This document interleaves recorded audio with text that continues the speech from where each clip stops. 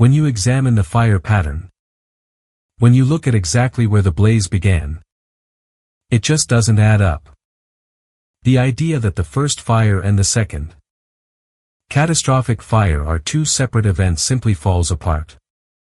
The devastating fires that tore through Los Angeles' Pacific Palisades neighborhood this January. Was it an act of God? Or was it an entirely preventable tragedy? My name is James Lee. And you're watching Beyond the Headlines on Breaking Points. On January 7, 2025. A devastating wildfire tore through the Pacific Palisades, claiming the lives of 7 people, destroying thousands of homes, and forcing over 200,000 people to evacuate. City and state officials blamed high winds and dry conditions. But one local resident, Jeremy Weinberg, says that's not the full story. He points to another fire that started on January 1 that, according to satellite imaging, seemingly started in the exact same spot. He posits that the smaller fire was never fully extinguished and that in the subsequent 6 days, a combination of missed warnings, ignored reports, and critical infrastructure failures allowed it to reignite into the catastrophe that followed. Joining us today on Breaking Points is Jeremy Weinberg to lay out what he saw, what the city did and didn't do, and how one of the largest fires in California's history might have been a preventable one. Thanks for coming on the show today, Jeremy. James. Thanks for having me. Absolutely. The first thing I want to say is, I understand that you lost your home in the wildfire along with many memories and sentimental keepsakes. I just want to acknowledge that the last few months for you probably haven't been easy. So, thank you so much for coming on and talking about it. Yeah. I appreciate that. And I know you personally documented a lot of this disaster from start to finish. So, I want to start with that timeline. You said the fire on January 7th was a reignition of a blaze that started on January 1st. Can you walk us through the details of that January 1st fire? Because I don't think many people even know that happened. And why do you think those two fires are so clearly related? Well, the January 1st fire, as we've all acknowledged, was ignited by a firework on Violeta Costa. When I went out of my house and looked up, the entire sky was orange. There were 4 different helicopters. I believe 1 was CAL FIRE and 3 were from the LA Fire Department dropping water over the course of a 2.5-3-hour period. We had a dozen or so fire engines on the scene in front of everyone's house on Chastain Parkway, making sure they were creating a barrier. But what there wasn't was any representation of what happened on January 1st in the media. I didn't see any reports that there was any sort of thermal imaging done. And on top of that, the place where the fire started on Violeta Costa is behind a gate on a dead-ended road. So for a new fire to start in the exact same spot and burn in the exact same direction as the original burn zone, and to have no confirmation that hotspots were gone or that thermal imaging was even done. I think if people knew that, it would change the narrative a little bit. You mentioned that the city hadn't gone up to do any kinds of checks, no patrol officers or thermal imaging. I know you have a couple of images that you've shared that seem to indicate there were still hotspots. Can you talk a little bit about that? So, if you look at the Sentinel-2 satellites, or the ones NASA operates, there are different satellites up in space constantly taking images. Think of it like Google Earth, but to the next degree. When you start looking at different colorations, like B12 and B8, which are just different variations of color that measure moisture, dryness, and vegetation, you'll see that on January 2nd, The images still show a radiation of heat. And then, moving into the days after, we end up with the January 7th event. Yeah. I just want to be clear about what the city did and didn't do between the 1st and the 7th. So, they sent you some texts saying that the original January 1st fire was extinguished. Did you get any notification of people going up there to do thermal imaging? Did you get any follow-ups from the fire department to say, hey, yep, we've done the check. It's fully put out. What can you tell us about that?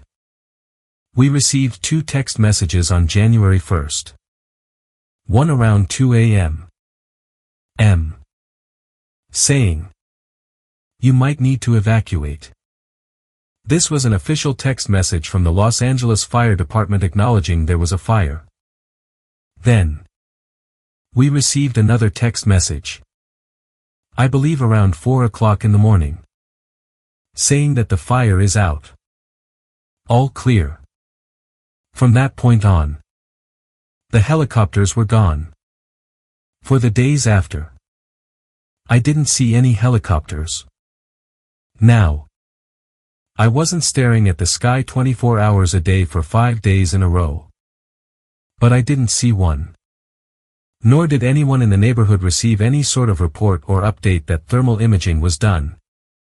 Or that they had 100% containment on this fire. There was no confirmation of no hotspots, etc. As we know from other fires, hotspots can linger for days 7, even 10 days after a fire. So, I don't know why no one thought that there might have been a hotspot left after that first fire. So okay. We have the big fire on January 7th that takes out thousands of homes. What do you know about the aftermath in terms of the investigations? Because based on the claims you're making, if they end up being true, we're talking about huge ramifications in terms of accountability. Possibly even criminal negligence on the part of the state and the city. Do you have any sense of what's going on there? Is there a cover-up? Are people still talking about this? You have ATF agents investigating, trying to claim this was a reignited fire.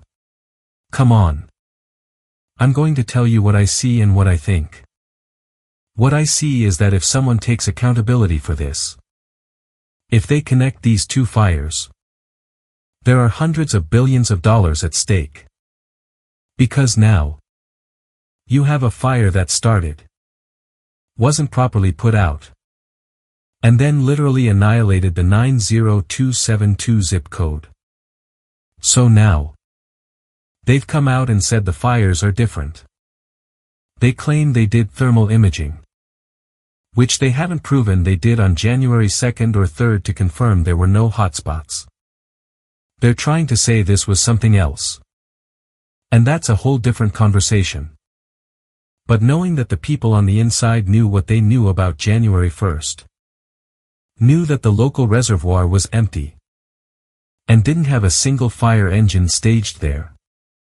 Even after Governor Gavin Newsom and the city said they were going to stage fire engines across the city.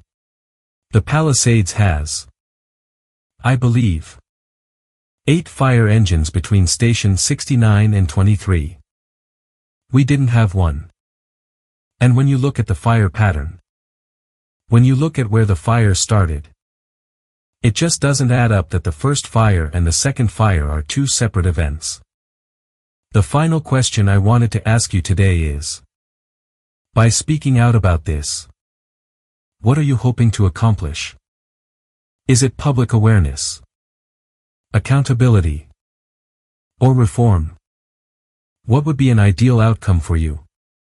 Well, first off, I want people to realize that the people in the Palisades, the people in Altadena, all just people. We all lost things that were really special to us. It's not about these being bigger homes or that everyone has insurance. The things I read online are just mean-spirited. People saying, You should have put the fire out yourself.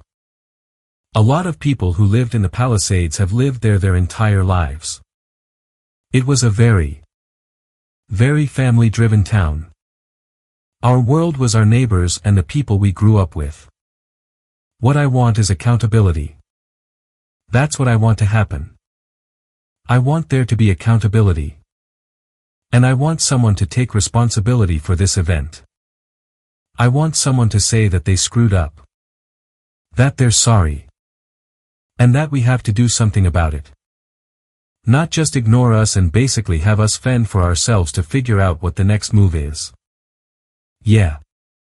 I think a lot of people share that same frustration with you as a resident of California. It's a deep blue state.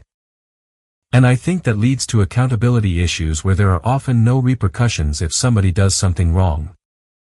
Whether it be Gavin Newsom or Karen Bass or anyone else. It's not just on the issue of fires.